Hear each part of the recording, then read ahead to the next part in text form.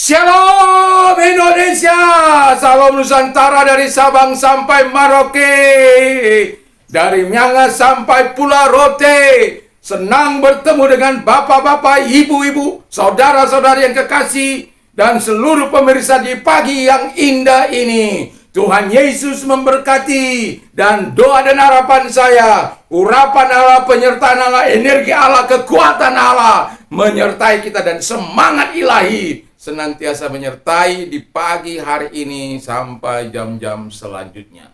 Tuhan Yesus memberkati, dan izinkan saya membawa kita kepada renungan firman Allah yang terdapat dalam Mazmur 106, lanjutan khotbah di minggu siang itu ya, tampil di siang hari tetapi kemudian dia tidak bisa tampil, baru malam harinya. Kalau Anda mau melihat silakan melihat.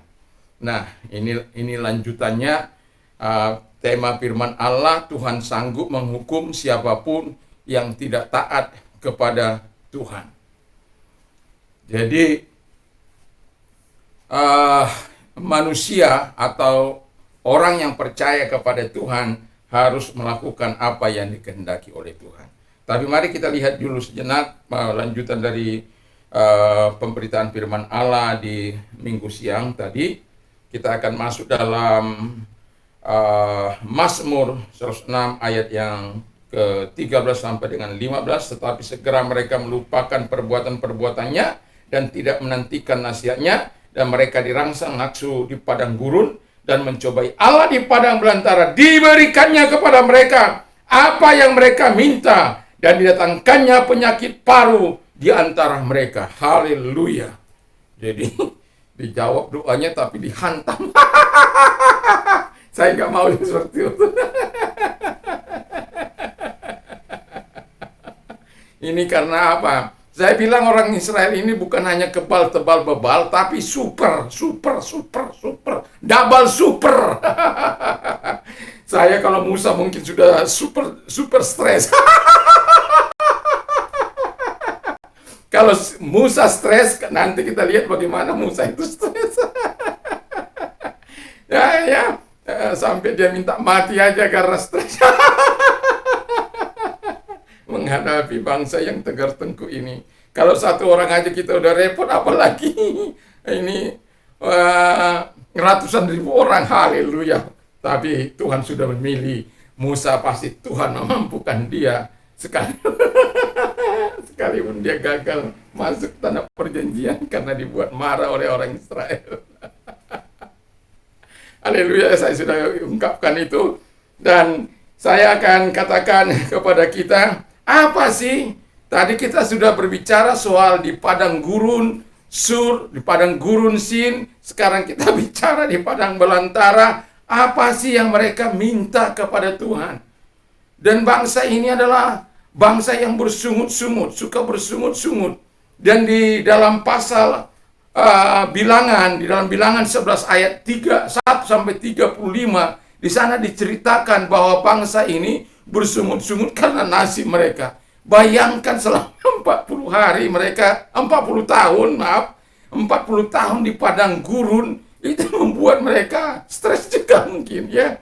Karena mereka tidak memiliki hubungan yang baik dengan Allah. Sekalipun setiap hari mereka menyaksikan kedahsyatan Allah, kemurahan Allah, belas kasihan Allah. Buktinya ketika mereka berjalan di padang gurun, di padang belantara, Tuhan senantiasa menyatakan kebaikannya. Di waktu siang diteduhinya dengan tiang awan, di waktu malam diteduhinya dengan tiang api. Wow! Kalau kita senantiasa menikmati kasih karunia Allah, dan saya yakin itu juga yang kita nikmati, walaupun dengan cara yang berbeda, karena Tuhan katakan, Aku menyertai engkau sampai kepada kesudahan zaman. Percayakah kita, yakinkah kita bahwa Tuhan menyertai kita sampai kesudahan zaman? Tapi kalau kita seperti orang Israel ini, nggak akan percaya kita. Orang nggak kelihatan. Mana mungkin Tuhan menyertai kita? Dia nggak akan tahu apa yang kita perbuat. Orang bilang, ya hari ini kita pesta besar-besaran, pesta makan, minum. Urusan besok. Mungkin kita terbalik mungkin. Ya kita karena masih ingat hari esok. Kalau hari esok mereka nggak bisa lagi pesta. Tapi kalau kita hari esok kita akan masuk dalam pesta perjamuan anak domba. Haleluya, haleluya. Di bumi ini kita bisa pesta, tapi bukan pesta pora, tapi pesta yang ya, memuliakan Tuhan. Puji nama Tuhan. Jadi Alkitab mengatakan mereka mencobai Allah. Mereka bertanya soal nasib mereka. Lalu Tuhan marah, didatangkannya api untuk Musa berdoa. Ya, habis itu lagi. Saya ketika membaca ini, kok ada orang yang seperti ini.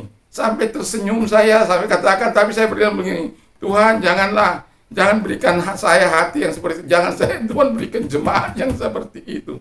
Tapi diberikanlah jemaat yang murah hati, yang berbelas kasihan kepada Tuhan, yang setia, yang taat kepada Tuhan, yang mencintai Tuhan dan mengasihi Tuhan. Haleluya, puji Tuhan, haleluya. Pastilah itu doa setiap hamba Tuhan. Puji nama Tuhan.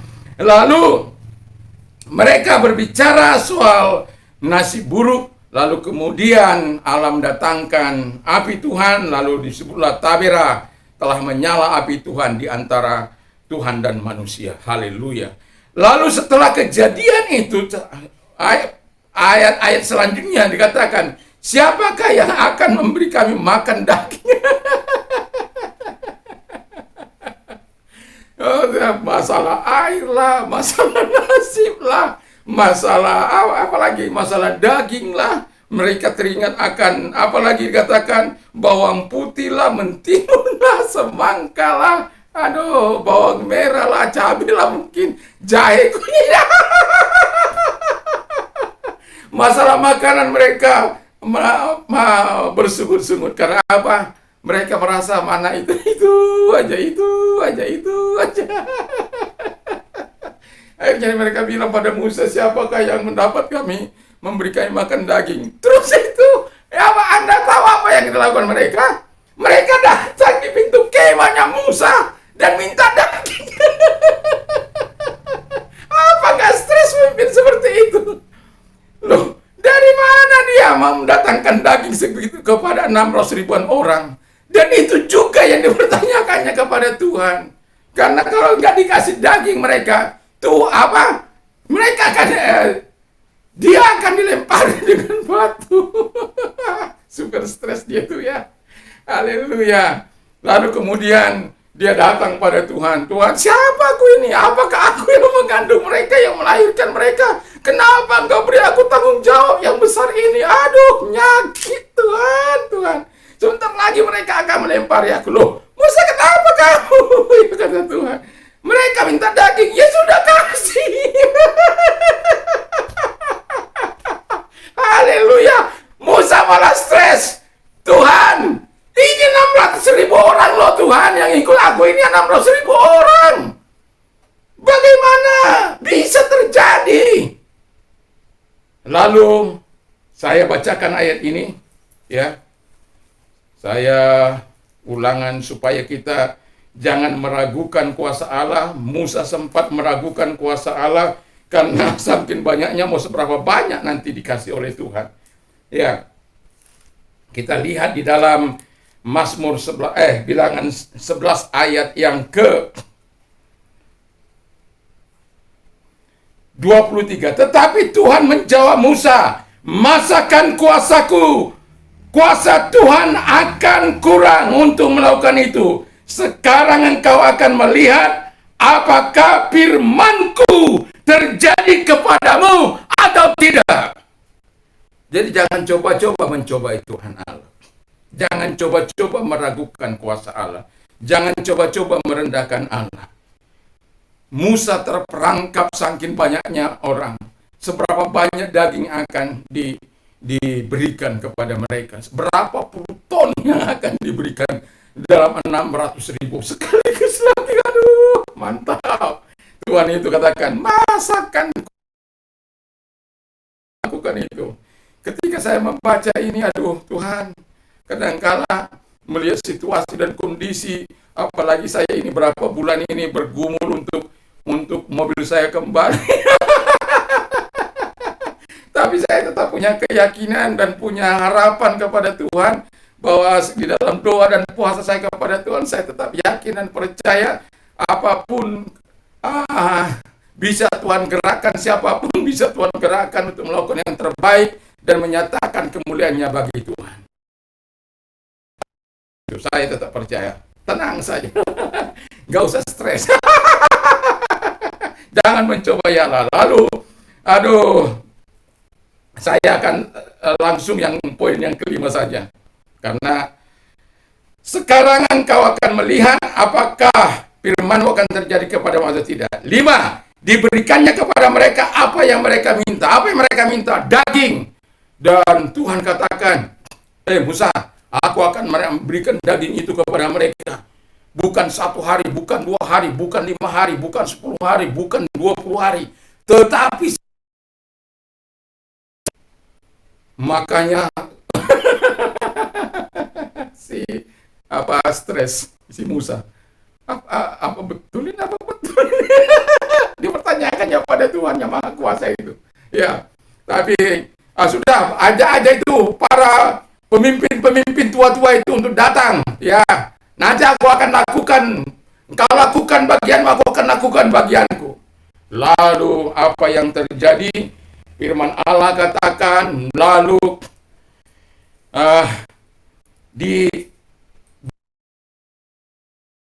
dari Tuhan asalnya ditiup, dibawanya lah burung puyuh.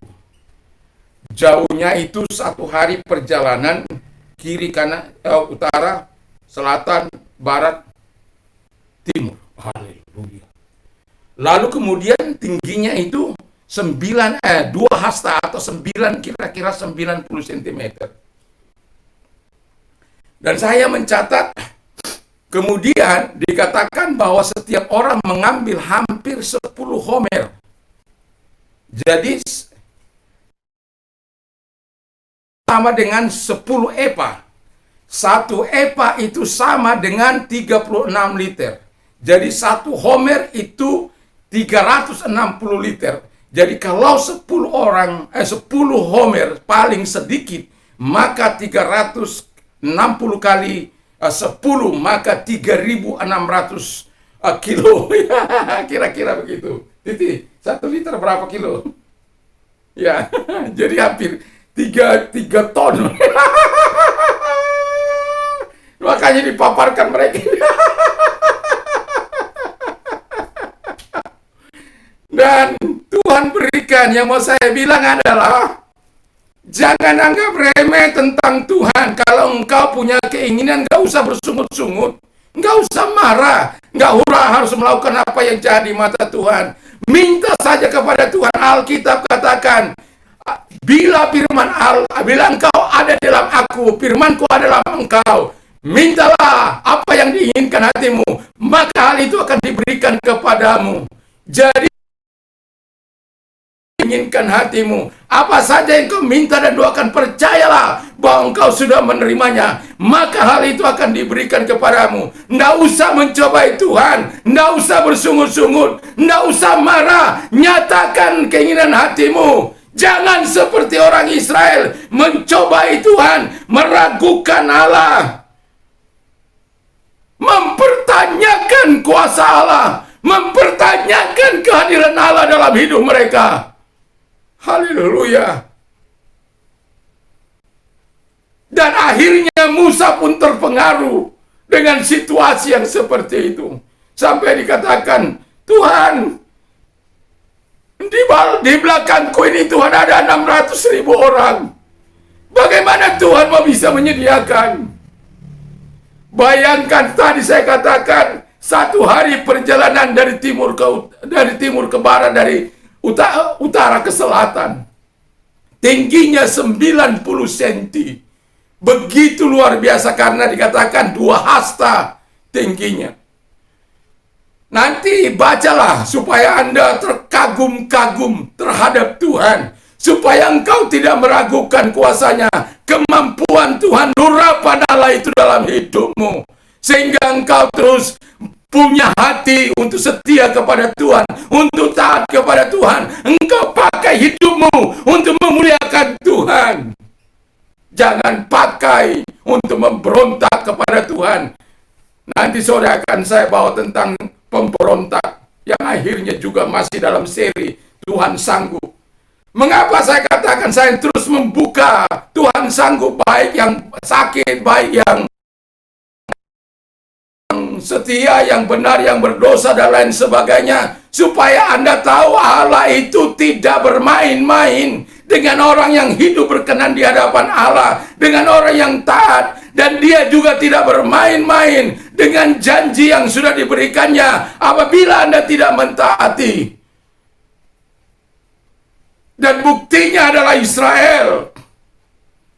Jadi kalau Anda punya keinginan, janganlah mencobai Tuhan Allah. Lebih baik bilang, Tuhan, aku belum punya rumah.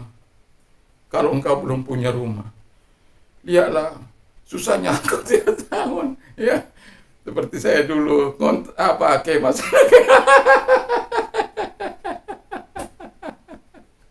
Tapi ketika kita katakan Tuhan sediakan, Tuhan prepare semua.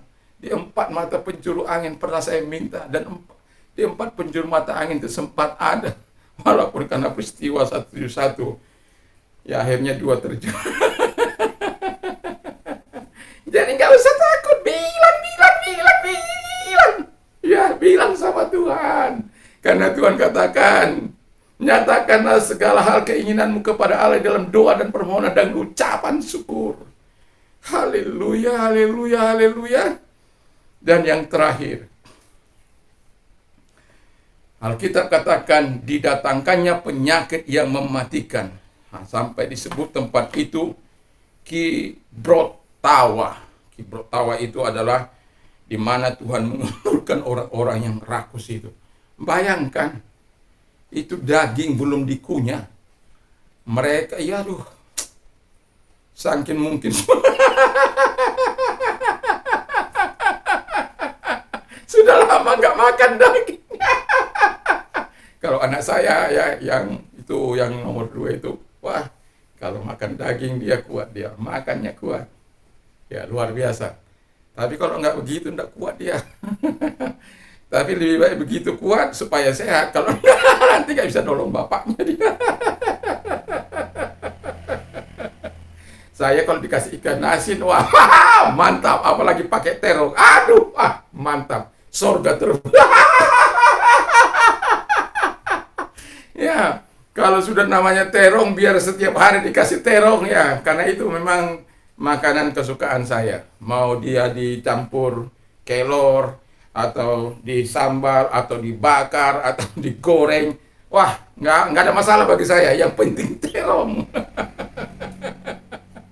Saya kadang-kala kalau sudah lama nggak dibelikan istri saya terong, saya bilang begini, apa di pasar itu udah habis terongnya? Bukan bilang, maaf belikan terong nggak? Apa di pasar itu sudah habis terong?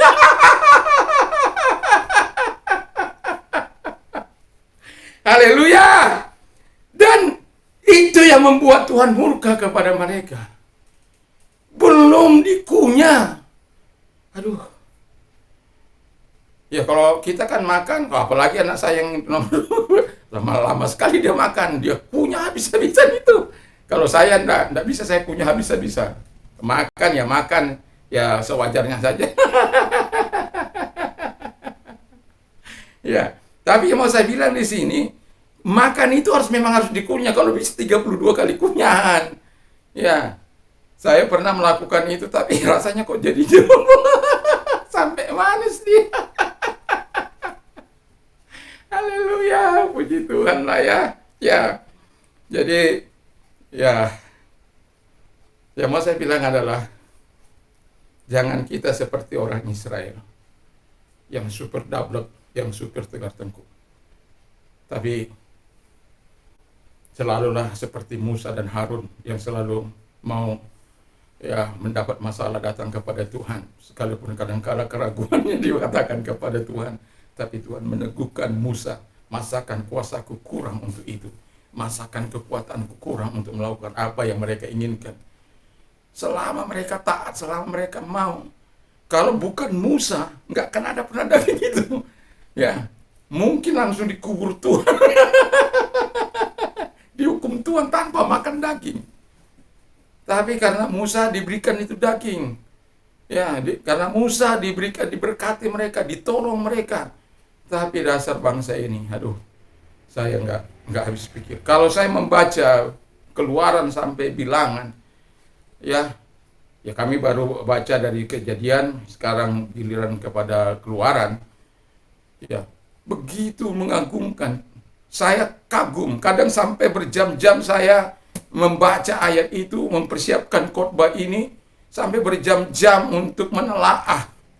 Kok hebat sekali Tuhan itu, kok hebat sekali. Dan saya ingin iman saya timbul seperti Musa, bukan ketika ada masalah, bukan lari kemana-mana, tapi selalu lari kepada Tuhan. Sekalipun selalu dipersalahkan oleh umatnya. Bayangkan 600.000 orang. Ada saja yang bandel-bandel, ya, ada saja yang keras kepala, ada saja. Nanti kita sore kita dengar siapa provokatornya. Ya, akhirnya Tuhan hukum juga. Jangan coba-coba nggak taat sama Tuhan. Siapapun engkau, mau adakah jabatanmu, nggak adakah jabatanmu, kalau engkau melawan Tuhan, Tuhan hancurkan. Jadi biarlah kita menghargai Tuhan dalam kehidupan ini. Jangan coba mencobai Tuhan Allah. Jangan coba engkau diberikan sesuatu yang baik kepadamu, lalu engkau pakai pemberian itu untuk menjadi alat dosa bagi dirimu. Kalau sampai itu terjadi, kau akan mengalami seperti yang dialami orang Israel. Jangan. Kalau Tuhan sudah berkati engkau begitu loh, pakai untuk kemuliaan Tuhan. Itu sebenarnya Tuhan mau. Supaya engkau mengagumi perbuatan Allah, supaya engkau tak sadar akan kuasa Allah yang maha besar dan maha kuasa itu. Jadi Tuhan Yesus memberkati kita, dan biarkan kita hidup untuk kemuliaan Bapa di surga. Mari kita tunduk kepada dan kita berdoa. Terima kasih Tuhan, firman-Mu. Terima kasih bahwa Engkau adalah Allah yang baik, yang senantiasa menyatakan kebaikan-Mu dan kemurahan-Mu bagi kami. Kami yakin dan kami percaya kepada-Mu. Ini firman-Mu Engkau nyatakan bagi setiap kami, sehingga kami tidak lagi mencobai Tuhan, tidak lagi bimbang, tidak lagi mempertanyakan soal nasib kami Tuhan, tapi kami betul-betul serius menyerahkan kehidupan ini, dan ketika Engkau memberi yang terbaik bagi kami, kami tidak pakai untuk hal yang menambah dosa kami, sehingga ketika itu kami lakukan justru hukuman yang menimpa kami, bahkan kematian, kata firman Allah. Tuhan, kami tidak mau itu. Kami ingin ketika Engkau berkati, kami mau pakai untuk hormat kemuliaan Tuhan. Terpujilah Engkau, kami bersyukur, kami berterima kasih Bapa di surga. Kami berdoa bagi Presiden, sebagaimana firman untuk berdoa syafaat. Mari Tuhan tolong kami, sehingga Tuhan, kami boleh berdoa bagi semua orang, bagi orang-orang kudus, bagi orang-orang bagi gereja-Mu. Dan saat ini kami berdoa bagi Presiden kami dan Wakil Presiden. Tuhan berikan hikmat, akal budi dalam menjalankan roda pemerintahan di negeri ini, sehingga negeri ini dibawa kepada kemakmuran, kesejahteraan, rakyatnya sejahtera dari Sabang sampai Merauke, dari Miangas sampai Pulau Rote. Apapun rencana pemerintah kami dalam membangun lumbung pangan atau lain sebagainya, tambang, mengelola tambang dan lain sebagainya, Tuhan tolonglah sehingga pemerintah kami mengelolanya dengan bijak. Kami kagum kepada pemerintah kami, di mana mereka melakukan yang terbaik untuk mensejahterakan bangsa ini.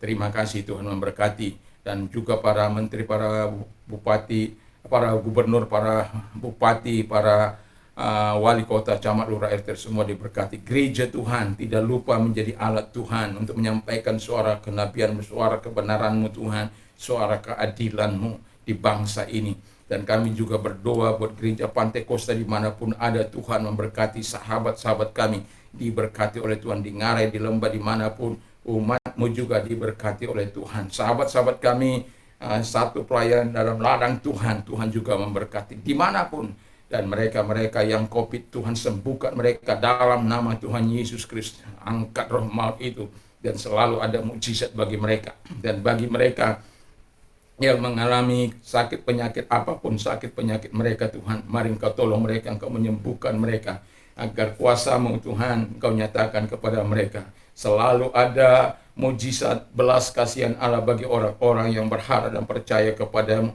dan yang beriman kepadamu. Dan dalam nama Yesus, yang buta melihat, yang tuli mendengar, yang bisu berkata-kata, yang lumpuh berjalan, yang lepra tahir, dan yang segala sakit penyakit apapun disembuhkan oleh Tuhan, dan yang ginjal disembuhkan, yang beden atau mandul dibuka kembali kandungan mereka, jantung dipulihkan kembali, stroke dipulihkan dalam nama Yesus. Disembuhkan mereka-mereka yang sakit hepatitis A sampai E di dalam nama Yesus.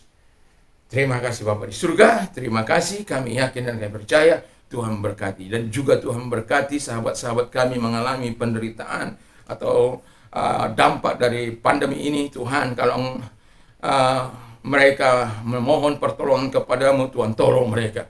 Dan kalau engkau yang membutuhkan pertolongan Tuhan, mau didoakan, angkat kedua belah tanganmu. Dalam nama Yesus, mari Tuhan menolong mereka yang mereka mengangkat tangan, genggam tangan mereka, engkau memegang tangan mereka Tuhan. Dan apa yang dikerjakan tangan mereka, apa yang diupayakan mereka buat berhasil. Sebab firman berkata, aku yang memberkati segala apapun yang kau kerjakan. Usaha mereka, pekerjaan mereka diberkati oleh Tuhan. Dan Tuhan tolong mereka sehingga apapun permasalahan hidup mereka, mereka dapat berkata segala perkara dapat kutanggung di dalam Dia yang berikan kekuatan kepadaku. Dan hamba yakin dan percaya kepadamu Tuhan, selalu ada kekuatanmu untuk menolong mereka, selalu ada kuasamu untuk menolong mereka yang beriman dan percaya kepadamu dan yang mengasihi engkau. Terima kasih. Dan mereka-mereka Tuhan yang mengalami sakit sakit rohani atau mengalami terobosan dalam Tuhan, hidup baru dalam Tuhan, dalam nama Tuhan Yesus. Kalau engkau orangnya, taruh tanganmu di dada, mari kita berdoa. Dalam nama Tuhan Yesus Kristus, engkau Allah yang menolong mereka, sama seperti engkau hadir menolong si Saulus. Tolong juga mereka Tuhan Bapa di surga, sehingga mereka menjadi alat-alat melepaskan mereka dari kebiasaan-kebiasaan buruk, dari dosa-dosa, dari ikatan dosa mereka di dalam nama Yesus. Dan engkau hadir di hati mereka, urapan Allah menyertai mereka di dalam nama Yesus. Energi Tuhan, kekuatan Tuhan menyertai mereka. Terima kasih Bapa di surga, terima kasih. Kami yakin dan kami percaya Tuhan, engkau mampu memakai mereka sebagai alat-Mu dalam nama Yesus. Dan bagi engkau yang mau menerima Yesus sebagai Tuhan dan Juru Selamat-Mu, dengarkan firman Allah. Akulah jalan dan kebenaran dan hidup, tiada seorang sampai kepada Allah kalau tidak melalui aku, Yesus. Itulah sebabnya saya mau katakan, keputusan yang engkau ambil itu adalah keputusan yang sangat spesial dan istimewa. Dan kalau engkau mau mengambil keputusan itu, izinkan saya berdoa bagi Anda. Taruh tanganmu di dada. Tuhan Yesus berkati mereka, Tuhan tolong. Mari kita berdoa. Tuhan Yesus, mari saya sadar saya orang berdosa, saya butuh Tuhan. Ampuni segala dosa dan kelemahanku di hadapan-Mu Tuhan. Dan juga Tuhan Bapa di surga, Tuhan nyatakan pengampunan-Mu. Engkau menyucikan hamba-Mu dengan kuasa darah-Mu yang kudus itu. Dan saat ini kubuka hatiku, masuklah dalam hatiku, menjadi Tuhan, menjadi Raja dalam hidupku. Terima kasih Bapa di surga. Dan juga Tuhan, hamba yakin hamba telah menerima hidup yang kekal di dalam nama Tuhan Yesus dan menjadi warga negara surga. Dan tak lupa kami berdoa bagi generasi ini Tuhan, generasi orang-orang muda. Kami walaupun kami banyak mendengar orang-orang muda yang sering tawuran, geng motor, narkoba dan lain sebagainya, dan melakukan hal-hal yang jahat menyakiti hati Tuhan. Tapi kami tetap mau berdoa Tuhan Bapa di surga, agar generasi ini mengalami Tuhan dalam kehidupan mereka, sehingga takut akan Tuhan, Tuhan ada dalam hidup mereka, dan mereka akan hidup menjadi benar dan melakukan apa yang dikehendaki oleh Tuhan di dalam nama Yesus. Sama seperti engkau memakai Sadrak, Mesakh, Abednego, Daniel, juga Yusuf di dalam pemerintahan Nehemia, dan juga sama seperti engkau memakai para murid-Mu Saulus, Petrus, dan juga Timotius, dan juga Tuhan Samuel dalam bidang rohani, sama seperti engkau memakai Abraham, Ishak, dan Yakub dalam bidang bisnis di dalam nama Yesus, sehingga orang-orang semuanya diberkati, baik mereka yang bekerja di sektor informal maupun non-formal, di dalam nama Yesus. informal maupun formal. Di dalam nama Tuhan Yesus Kristus. Terima kasih Bapa di surga. Terima kasih, dan kami yakin dan kami percaya Tuhan memberkati. Kami bersyukur dalam nama Yesus. Haleluya, haleluya, amin. Tuhan memberkati kita. Nah, saya mau katakan kepada kita, bagi kita yang sudah menerima Yesus sebagai Tuhan dan Juru Selamat, biarkan Tuhan senantiasa menyertai kita. Dan juga selamat bagi Anda yang sudah menerima Yesus, yang sudah mengalami pertolongan Tuhan. Mari saksikan kemurahan Tuhan. Dan saya juga mau katakan kepada kita, damai sejahtera Allah yang melampaui segala akal akan melihara hati dan pikiranmu dalam Kristus Yesus. Dan juga apa saja yang kau minta dan doakan, percayalah bahwa engkau sudah menerimanya. Dan berbahagialah orang yang mendengar, menyimpan dan melakukan firman Allah. Iman timbullah dari pendengaran firman Kristus. Apa saja yang engkau inginkan orang lain lakukan kepada melakukan jugalah demikian. Apa saja yang kau minta dan doakan, percayalah bahwa engkau sudah menerimanya. Puji nama Tuhan. Menangislah dengan orang yang menangis, tertawalah dengan orang yang tertawa. Dan saya tetap berdoa supaya setiap kita bisa mengatakan segala perkara dapat kutanggung di dalam Dia yang memberikan kekuatan kepadaku. Puji nama Tuhan. Dan apabila kita mau beraktivitas di pagi ini, jangan lupa mentaati prokes 5M ya. Yang pertama, pakai masker. Yang kedua, cuci tangan dengan sabun atau hand sanitizer. Atau juga yang ketiga itu menjaga jarak. Yang keempat yaitu menjauhi kerumunan. Yang kelima, mengurangi mobilitas. Kalau tidak perlu, stay at home ya. Dan yang keenam, yang tidak kalah pentingnya, berdoa. Berdoa untuk dirimu, berdoa untuk keluargamu, berdoa untuk lingkunganmu, berdoa negara dan bangsa. Dengan satu harapan kita bersama, badai COVID pasti berlalu. Berkat Allah akan datang kepada kita. Puji nama Tuhan. Dan saya mau katakan, lebih baik hidup tanpa narkoba. Karena narkoba dapat menghancurkan hidupmu, membunuh hidupmu, menghancurkan rumah tanggamu, menghancurkan masyarakat. Katakan kepada narkoba, no. Tapi yes terhadap kebenaran firman. Salam Indonesia, salam Nusantara. Dari Sabang sampai kita jangan sampai Florida. Haleluya. Semangat, semangat, semangat. Haleluya, semangat. Haleluya, haleluya. Amin.